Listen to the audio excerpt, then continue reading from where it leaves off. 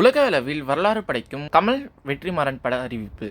வைரலாகும் புகைப்படம். உலகநாயகன் கமல்ஹாசன் அவர்கள் தற்பொழுது பல திரைப்படங்களில் மிகவும் மும்முரமாக நடித்து வருகிறார். இவர் தற்பொழுது அரசியல் பிரச்சாரத்தில் ஈடுபட்டு வருவதால் தக் லைஃப் திரைப்படத்தின் படப்பிடிப்பு முடங்கி போனது. அதனைத் தொடர்ந்து இவர் பிரச்சாரத்தை முடித்த பிறகு தக் லைஃப் திரைப்படம் படப்பிடிப்பு தொடங்கும் என எதிர்பார்க்கப்படுகிறது. அதனைத் தொடர்ந்து இவர் பிரபாஸ் நடிக்கும் கல்கி திரைப்படத்தில் ஒரு கேமியோ அப்பியரன்ஸில் நடித்துள்ளார். மேலும் அதனைத் தொடர்ந்து ஷங்கர் இயக்கத்தில் லைகா புரொடக்ஷன் தயாரிப்பில் அனிருத் இசையில் அவர் நடித்துள்ள இந்தியன் 2 திரைப்படம் வரும் ஜூன் மாதம் வெளியாக இருப்பதாக தகவல்கள் வெளியானது.